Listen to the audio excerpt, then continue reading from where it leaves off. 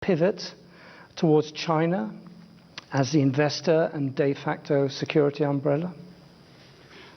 David, it's too early to say.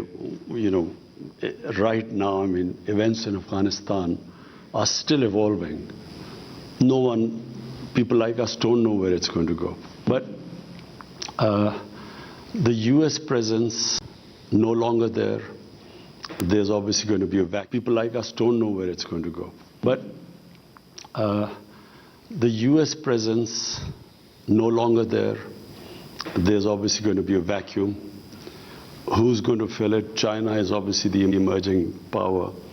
But the way we look at it is that, and having spoken to all the regional countries surrounding Afghanistan, everyone thinks that this is a great opportunity because Afghanistan is the trade corridor between all our countries. Central Asian countries connected to Pakistan and the Indian Ocean through Afghanistan. It's a very important country in that way. And what we would really like is that it's no longer either you're in US camp or China camp. I feel that it should be what this whole region needs, economic ties, economic connectivity. That's what we are looking for. Which brings us on very quickly to the issue of sanctions, which are being talked about. Perhaps you could talk, what is your view on that? And give us a sense, as the neighbouring country knows more than anyone else, what is the situation on the ground in Afghanistan at the moment? Well, 20 years of civil war, devastation in Afghanistan. Basically, the government only functioned in the cities. Rural areas were more or less controlled by the Taliban. So now you have a situation, Taliban have taken over. Now, I would imagine there is a lot of, when you come into power after 20 years, in our case, we came into power after 22 years, you have a lot of problem dealing with people who have given a lot of sacrifices, or different sacrifices for my party, but in their case, with blood. Now, they would want to get placement in the hierarchy of the government. And yet the government is clearly trying to get international acceptability. So it wants an inclusive government. It talks about human rights and not allowing its soil to be used for terrorism by anyone. And I think this is where the world, it's a critical point for Afghanistan. The world must engage with Afghanistan. Because if it pushes it away, within the Taliban movement, I would imagine there would be hardliners. And so it can easily go back to the Taliban of 2000, 20 years ago. And that would be a disaster. Because 20 years of the NATO presence, $2 trillion down the drain, hundreds and thousands of people dead. And if it reverts back to that sort of crisis, chaos there, fertile ground for terrorists like ISIS, which is actually a real worry for all of us, especially for Pakistan. I think that it would be a total waste. It would be, what has the US got to show after that 20 years? So therefore, a stable Afghanistan government, which can then take on ISIS, and believe me, Taliban are the best bet to get rid of ISIS. That is the only option left. Isolating them, sanctioning them is going to, apart from anything else, apart from the chaos, it is going to be such a huge humanitarian crisis. Half the population is below the poverty line. The UN thinks that by next year, 95% of the population will go below the poverty line. Their government only depended, 75% of the government budget was foreign aid. So if they leave them like this, my worry is it could easily revert back to 1989 when the Soviets left and the US left, and 200,000 Afghans died in that chaos. And that's where Taliban emerged, in that chaos. So I think it's a critical time, and the US has to sort of really pull itself together, because people in the United States are in a state of shock. It seems that they were imagining some sort of a democracy or nation building or liberated women, and suddenly they find Taliban back, and I don't think they have sort of found their feet as yet. There's so much anger and shock and surprise. But unless the US takes the lead, we are worried here that chaos in Afghanistan, we are the country which will be affected more after that. What did President Biden say when you put these points to him, as I imagine you will have done? No, I haven't spoken to President Biden as yet. You haven't spoken to President Biden? Well, it's up to him. It's a superpower. You're the next door neighbour to Afghanistan. They've just spent it's in the situation you say.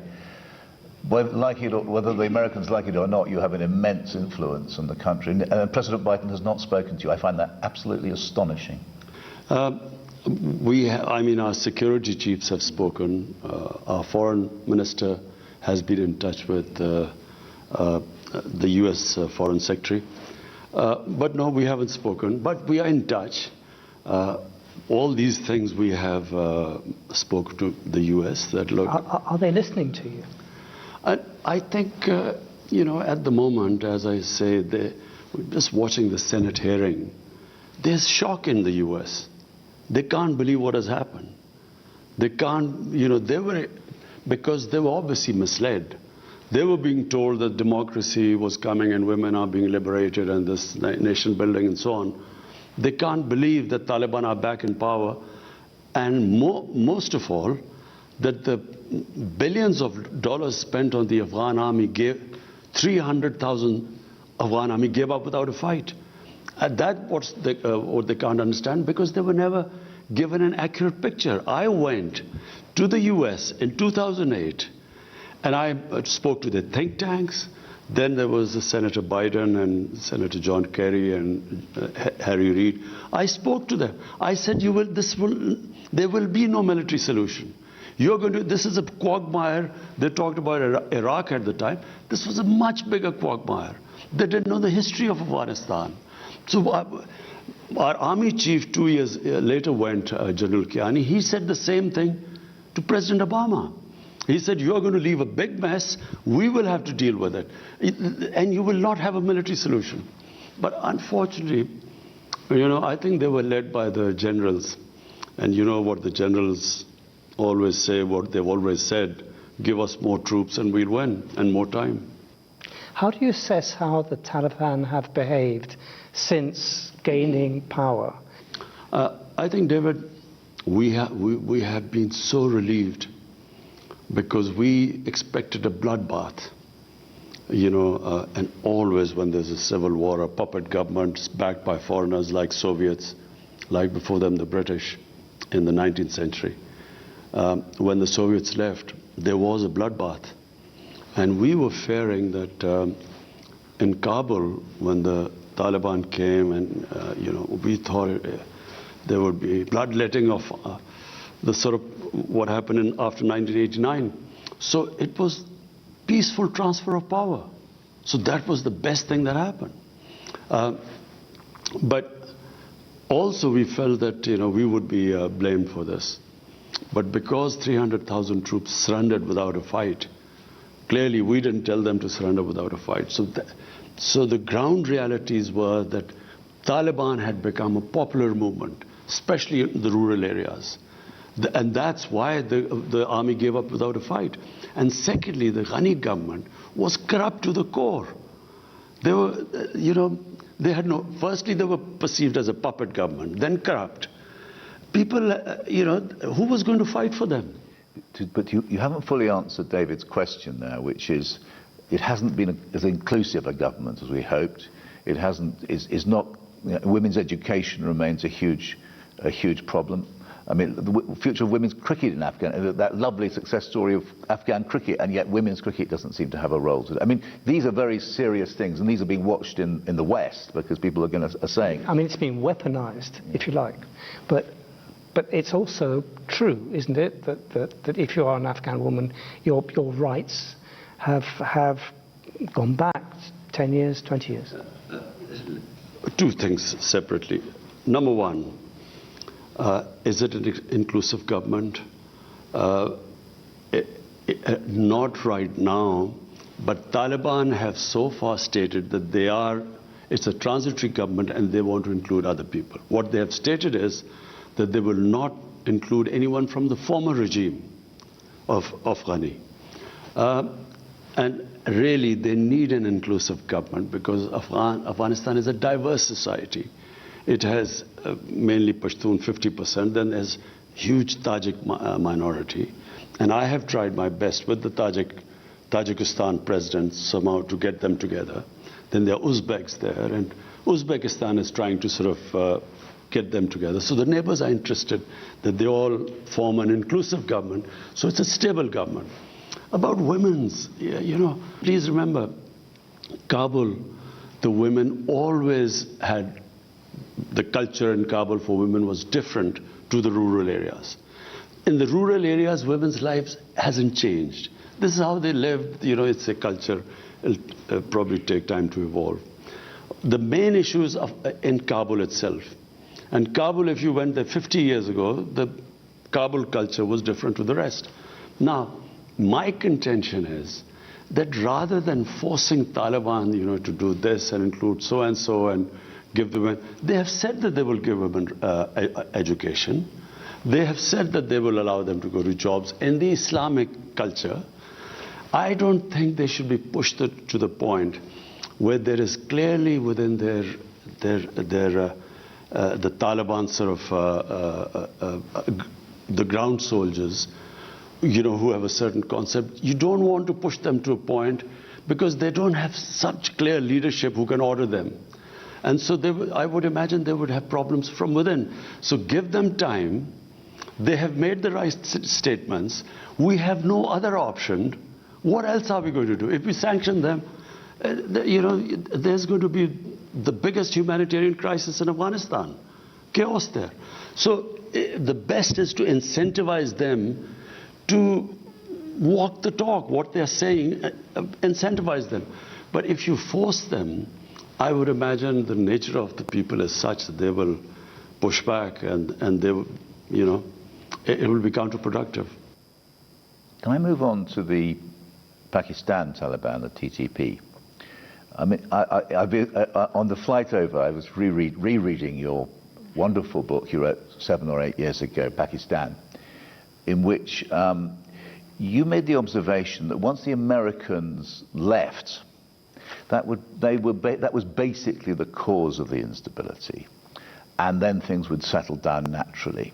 The Americans have left, but have they settled down naturally? The TTP is a problem in Pakistan now, isn't it? It hasn't been solved by the departure of the Americans. Well, let's put it in perspective. What was TTP? TTP were Pashtuns along on the Pakistan side of the border. Just for the viewers, Taliban is a Pashtun movement. There are about 45 to 50% Pashtuns in Afghanistan.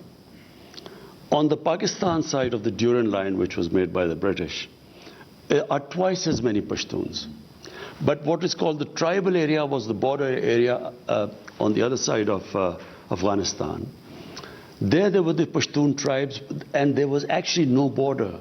The Durand Line was never accepted. They used to move back and forth. Now we have fenced the border, but there was nothing there. Now, when the US invaded Afghanistan, they removed the Taliban. The Pashtuns on this side were completely sympathetic with the Pashtuns, not because of the religious ideology, but because of Pashtun ethnicity and nationality, which is very strong. So they turned against Pakistan. When we became an ally of the US, they called us collaborators, and they then started attacking the Pakistan state and started calling themselves Pakistani Taliban, which we hadn't had before we joined the alliance. So at one point, there were 50 different groups called themselves Taliban attacking us. There were 16,000 terrorist attacks inside Pakistan. 80,000 Pakistanis died. So as the American footprint decreased, so did this movement. The motivation went down because no longer were we collaborators. And now, clearly, we are no longer collaborators because we are not allying ourselves with anyone which is fighting the Pashtuns. So the motivation has gone down. Now we are trying to talk to those who can be reconciled, because it's from a position of strength. I always believe, all insurgencies eventually end up on the dialogue table, like the IRA, for instance. So now, from a position of strength, we want to talk to them. Because in Afghanistan, the Afghan Taliban have assured us they will not allow them to attack us from Afghanistan side, which the previous government did. RAW, which was the Indian agency aligned with the Afghan intelligence agencies, they helped them conduct attacks. One was the biggest attack against our Chinese nationals here. So now, because the Afghans Taliban won't allow them, we now have talked to them who we can reconcile and give up their arms and live as normal citizens. So that's what we're trying. And the ones who, then obviously the government will take action. But I thought the TTP had been solved as a problem, and it's re-emerged, hasn't it, since the fall of Kabul? No, the TTP was always, it had been pushed out of Pakistan. We conducted a huge operation. I've been there. I've seen it. In North Waziristan. And I very much remember presenting a wreath to the 5,000 or more martyrs who fought in that terrible conflict. But you're talking to people who have slaughtered tens of thousands of Pakistanis. It must be very, very tough, that. Remember, Peter, there were about 50 different groups. Motivations of different groups were different. A lot of these TTP were because of the collateral damage. In the Pashtun culture, in the code of honor, if a family member is killed by someone, they have to take revenge. And to take revenge, they used to join the other side. And there were 480 drone attacks in our tribal areas. Imagine the collateral damage that caused. And secondly, the military operations in a tribal area. Whenever army goes into civilian areas, there's collateral damage. In my opinion, in Afghanistan, the Afghan Taliban, one of the Afghan ambassadors told me here, he said most of the Taliban in Afghanistan who became Taliban were because of the collateral damage, night raids, aerial bombardment. Exactly the same situation was there. What is your view of the American use of drones now in Afghanistan? I think it is the most insane way of fighting terrorism. How do you, doing a drone attack in a village, mud huts, and expecting that there won't be other casualties. And a lot of times the drone attacks targeted the wrong people, on wrong information. As we saw immediately after the fall, that terrible event, immediately after the liberation or the fall, how you carried it. Well, Peter, one of the reasons which sparked off, there were two attacks which sparked off insurgency, so-called Pakistan Taliban. One was in 2004 where they bombed some people who they thought were militants, but were actually our own tribal people. And the next day they bombed the funeral where there were a lot of people gathering, and that's what sparked off anger there. Then they bombed, killed 80 people and said that they were all terrorists. They announced that they had killed 80 people. Turned out they had bombed a school and 80 children had been killed. So, and then a few days later, one of the parents then did a suicide attack in one of our army academies and killed 50 recruits. So this is how, I've been there, yeah. And this is how it just multiplied. So, the more collateral damage, the militants grew. And exactly same thing happening, night raids, humiliations, going into people's houses, not knowing their culture. And then aerial bombardment. So the Americans say to you, can we have a base in Pakistan to launch attacks on ISIS? What will you say? I think that they don't need a base here because we do not want to be part of a conflict again. Pakistan was the biggest collateral damage of Afghanistan. By joining the US, no country paid such a heavy price as us. 80,000 Pakistanis died. Our economy was devastated. $150 billion lost to the economy. It was called the most dangerous place in the world. Cricket teams refused, investors refused to come. Our currency lost half its value by 2008. So 3.5 million people internally displaced. We suffered because of that. And then rather than being appreciation for this, a country which had nothing to do with 9/11, which paid such a heavy price, we were actually scapegoated. Even now in the Senate hearing, they talk about Pakistani safe havens. There were 480 drone attacks. I mean, they see everything. They even spotted vehicles down there. How would they not spot these safe havens? So, I thought we were very unfairly scapegoated for, what was obviously clearly a big failure in Afghanistan. What role do you expect China to play in Afghanistan, and how would you typify Pakistan's relationship with China now? David, the Pakistan-China relationship is 70 years old. And it is probably one relationship which has stood the test of time. I mean, in all our ups and downs, China stood with us. In all different... when I'm talking about these drone attacks and the terrorism in Pakistan because we joined the US, I mean, our economy, our debt in 10 years, 2000 to 2018, it went up 4 times from the total debt accumulated till 2008. In the next 10 years, it went up 10 times. So who was the country that came to help? We were going belly up. It was China who helped us. And so therefore, our relationship in that sense, people remember, you always remember those who helped you in your difficult times. It does.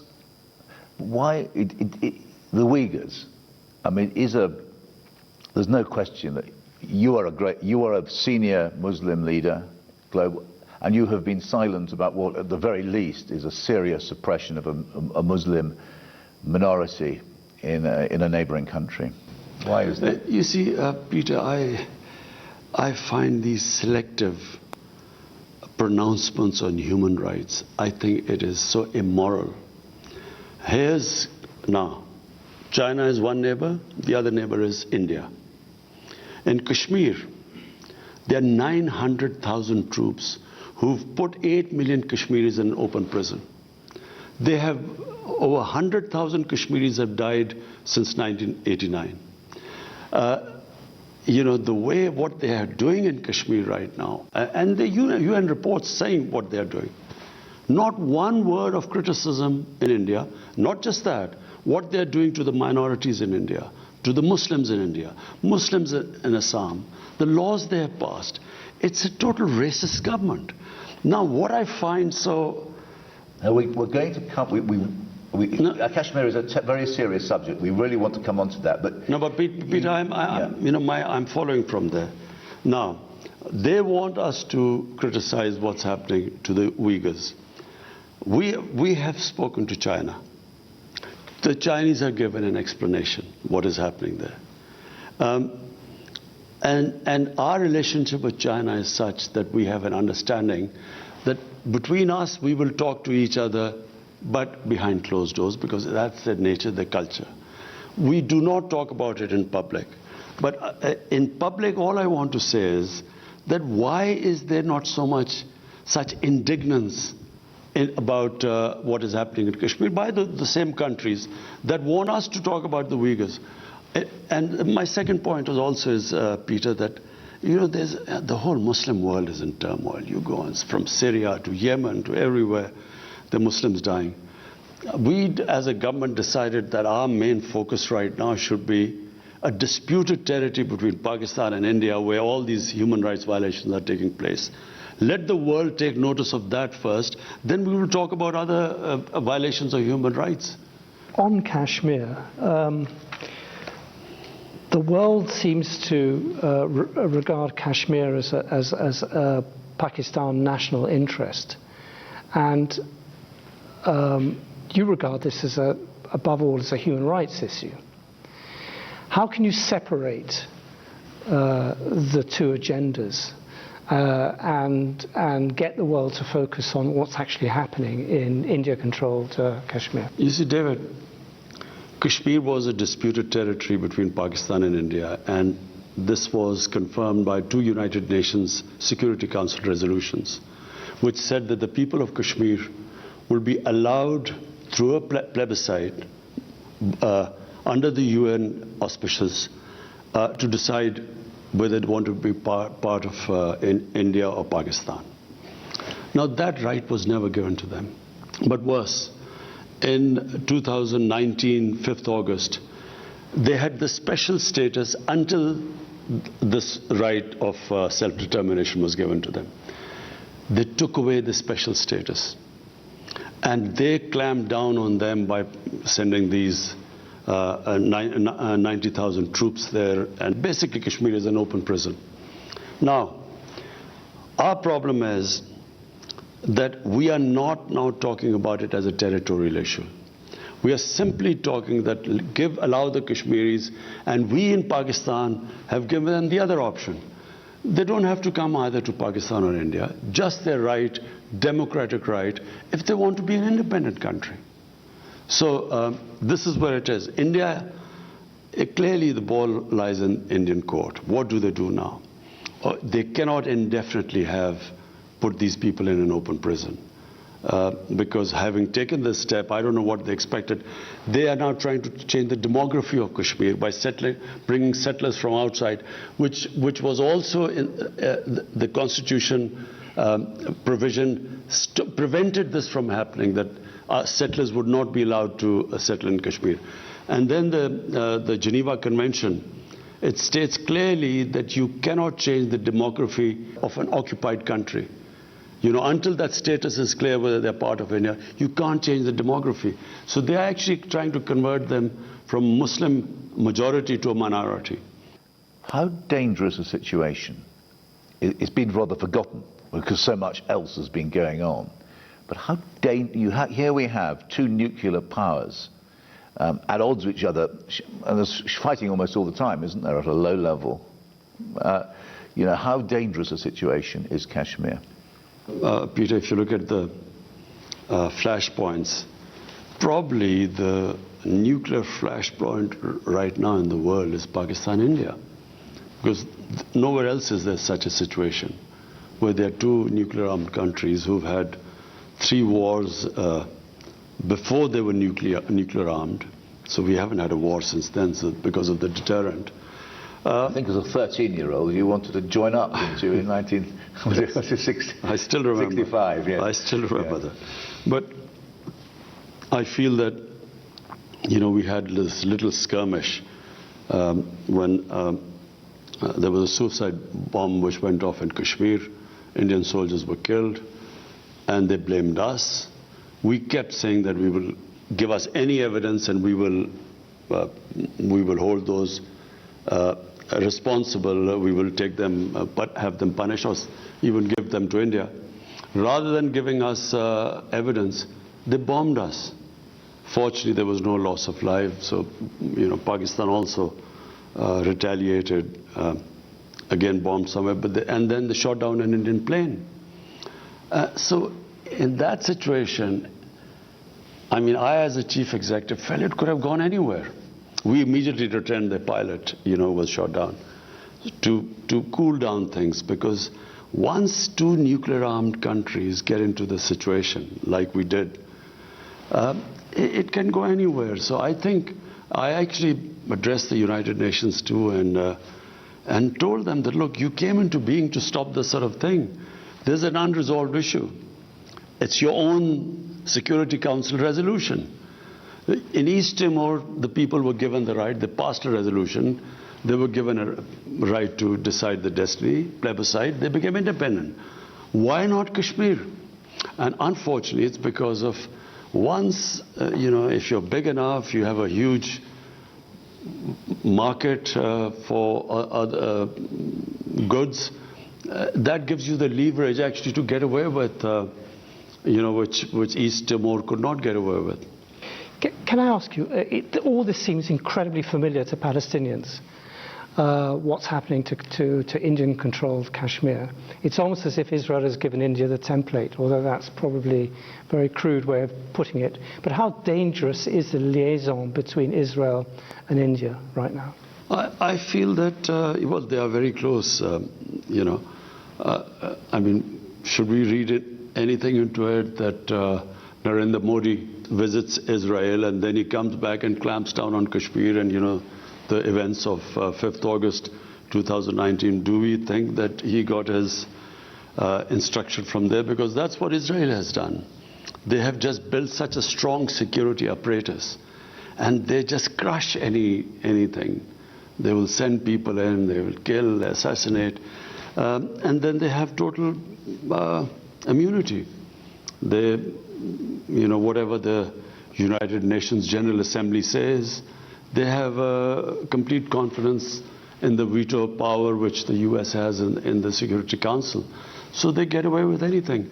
And I feel that India feels, because now it is being used, or it is considered a bulwark against China, they are now part of the Quad. I feel it's the same thing. India can get away with anything. My whole point is that when they ask us to comment on human rights elsewhere, the worst human rights violation is in Kashmir. Nowhere, maybe in Israel, but nowhere are things as bad as they are in Kashmir. Were you pressurized by any Gulf country to recognize Israel? No, we weren't. No one pressurized us. In any case, Pakistan is a democratic country. There's no way we can take a decision without carrying our people with us. So there was at no point did someone whisper in your ear and say, why don't you join? This is the incentive for joining the Abraham Accords. No one did. I wonder if I could change the subject and quote what I think are very prescient words from your book about Islamophobia in Europe. The ascent of right-wing anti-immigration parties in Europe, the misleading and sometimes downright sensationalist reporting against Muslims in the right-wing Western media, France's ban on the burqa, and so on. Nothing's got any better, has it, over the last 7 years since you wrote those words? Peter, look, the problem is, and I blame the Muslim leadership for this too. So first, why did the Muslim leadership allow terrorism and Islam to be connected? What has Islam got to do with terrorism? Just now, this Indian variant of this COVID-19 came across, devastating the world. But the Indians said, look, don't call it Indian variant, call it Delta variant. Well, quite right, because why should sort of any virus be associated with any nation? Similarly, why should terrorism be associated with any religion? No religion would promote terrorism. So after 9/11, connecting Islam and terrorism, and then saying radical Islam, as if there's some radical Islam which promotes terrorism. There is only one Islam, and that is of our Prophet Muhammad, peace be upon him. In Muslim communities, like every human community, they are moderates, they are radicals, they are liberals. If I first went to Britain, when I first went there were these guys called skinheads. They would beat up people who was a Paki. They would beat them up.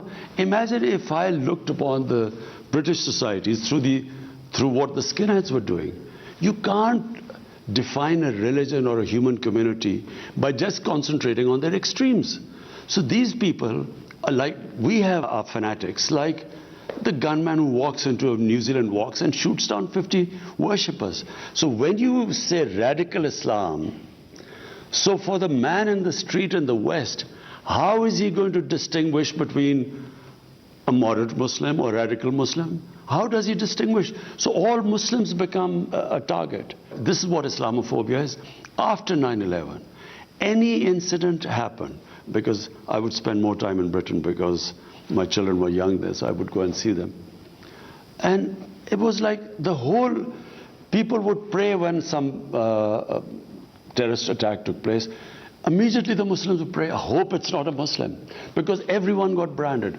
After 9/11, I never forget, this journalist called me up and he said, aren't you ashamed of being a Muslim?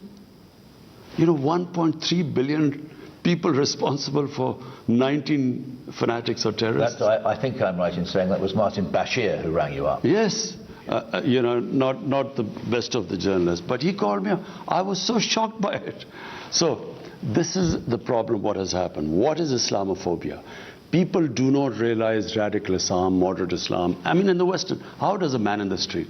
So all Muslims then, and especially anyone who has a sort of symbol of Muslimness, like wearing a head cover or a beard, although by the way, beards have become quite fashionable now. I hear everyone trendy wears a beard now.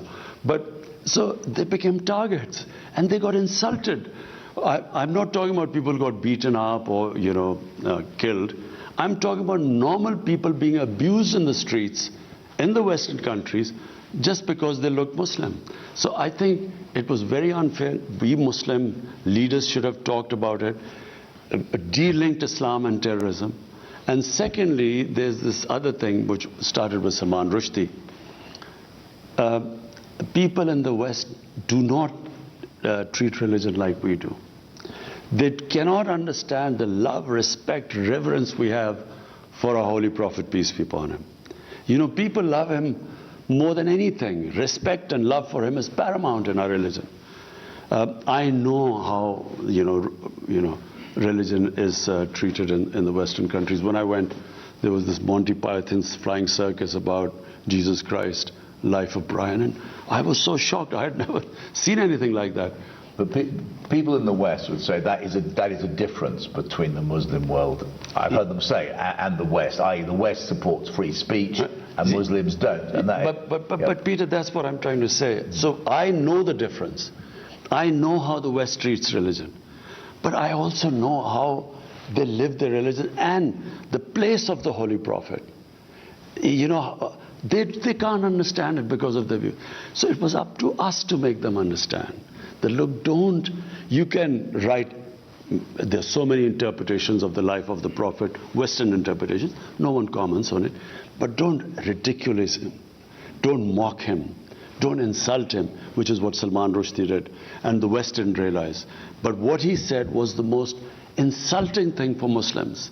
It was the most, it is the most degrading thing to the things he said about our Prophet. Therefore, it was a question of we Muslim leaders should have explained to the West that, look, just like, and I quote this, Holocaust, it caused a lot of pain to the Jewish community. So, even interpretations which do not, which are not misinterpretation of Holocaust, I mean, there are countries in Europe where there's a jail sentence for that because it causes pain to them. All I wanted them to understand is no one should be allowed to cause pain to human communities if we have to live in a sort of global village. Therefore, we Muslims must every human community must define what gives them pain. This is what gives us pain. So all you have to do is not mock and ridicule and insult it, our Prophet, but their interpretations. You can write history. I read his historical books all the time by the Western writers about Holy Prophet and their interpretation, which we don't agree with, but no one objects to it. But it's not just skinheads beating up Muslims, in your phrase. It is Emmanuel Macron using Islamophobia to outflank the extreme right in France. That's a big step up from what's happened before. You see, I feel that President Macron doesn't really understand, how is he going to deal with the Muslim community there. Unless he understands that, there will be this vicious cycle. There will be someone who will, again, as I said, insult our Prophet. Among the fringes, there will be an over-the-top extreme reaction, even stabbing or something. That then will raise outrage in the French society, saying, look at these people, they don't understand our freedom of expression is like our religion. They will react like that. Police will clamp down on mosques and something. They will then marginalize the Muslims more. From that marginalized community will again someone do it. So they are caught in this cycle. And to get out of it, all they have to do is, there must be an understanding that, look, If either you decide to expel all the Muslims from there like Spain did in 1492, or there must be some code of existence together. In Pakistan, we have this blasphemy law. The blasphemy law was made by the British when they were ruling India. What was the blasphemy law? That if there are 3 different human communities living in a village, previously what would happen is that someone would insult a sacred entity of the other community, there would be a riot, people would be killed. So they then said, look, this is not allowed. So instead of there being a riot, they would go to the police saying that, look, he's insulted and accordingly they'd act. So it was a deterrent not to insult other people. There has to be some sort of an equilibrium in the French society. Otherwise, my worry is that this cycle will keep going on and on. I know you've been very generous of our time. Can we ask 2 more questions? The first is climate change. We've got the big conference, I think it's next month in London. Will you be going? I'm planning to go. And what will be your message at this? I mean, many people say this is the last chance to save the world from some cataclysmic disaster.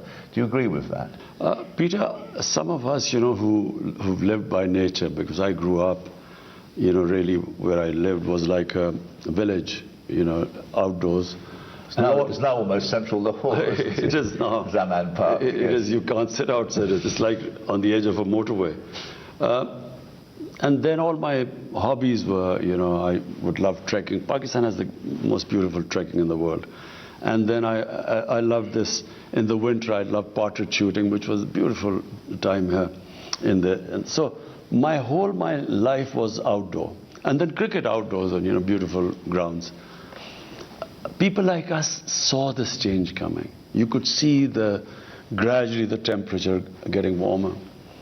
And people in the villages, people who live by nature, also sense this. Maybe 20 years ago you saw this happening.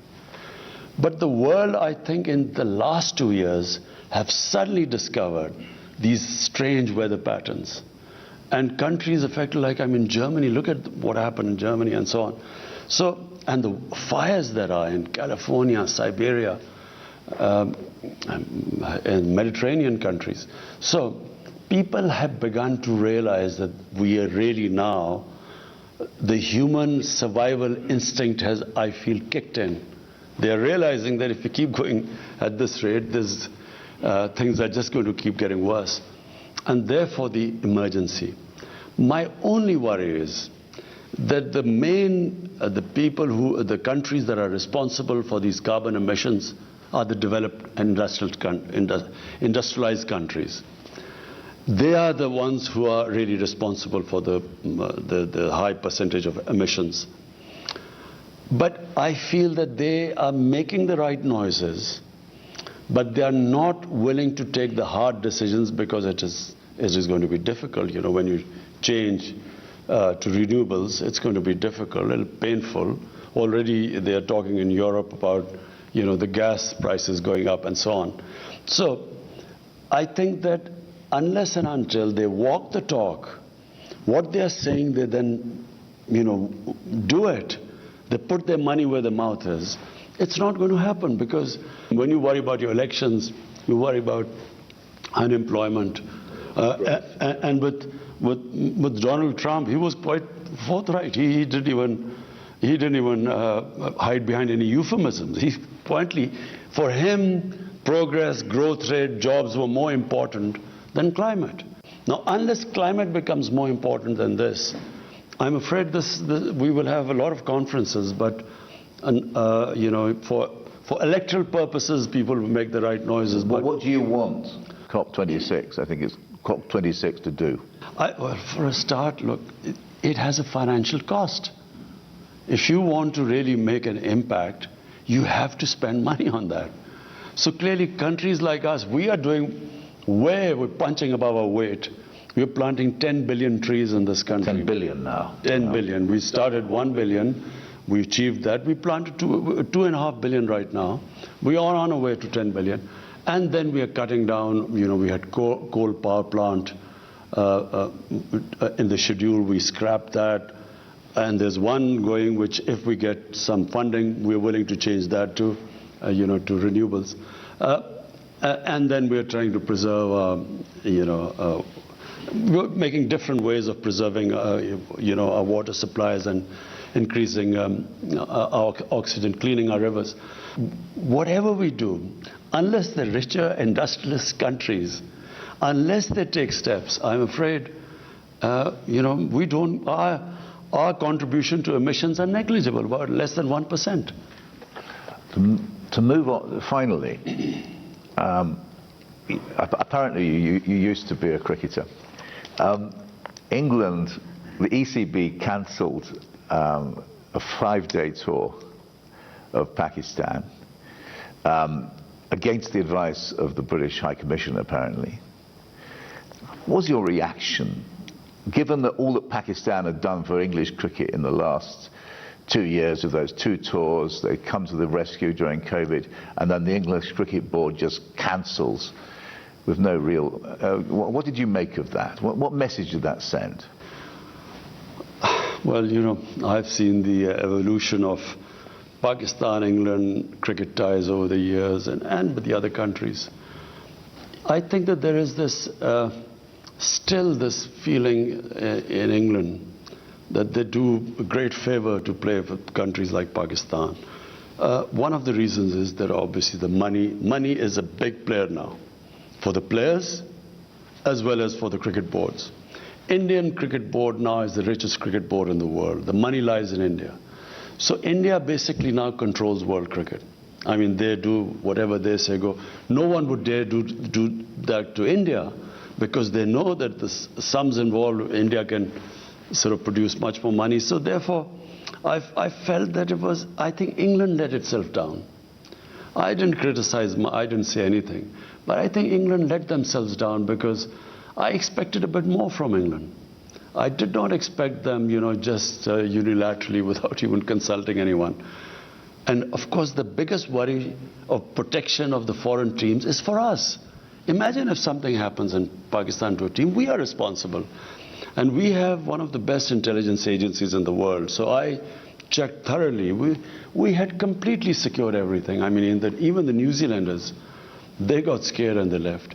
But in the end, I didn't really comment on it. I think the teams let themselves down. I think New Zealand let itself down by just from the stadium cancelling a tour on something which we know was a fake news, which was initiated by some Indian through Singapore. We know that. And, they got worried and they left. And then England, without even consulting anyone, they left. I think England let themselves down. And let Pakistan down too, because it's very important, isn't it, that after the terrible events a decade ago with the Sri Lankan team, that you've had this long period of coming back to world cricket, and then suddenly at the very last minute for England to turn their back on you. It was a kick in the teeth, wasn't it? It was disappointing, but I think England should analyze what they've done, the England team. They should ask themselves the question, what would they think if some country did that to them? That when they were finally, and they had gone to that country in difficult times when no other team would tour, and Pakistan went to England at that time when there were COVID restrictions. And then, how would they have felt if it had happened to them? Thank you very much, Prime Minister.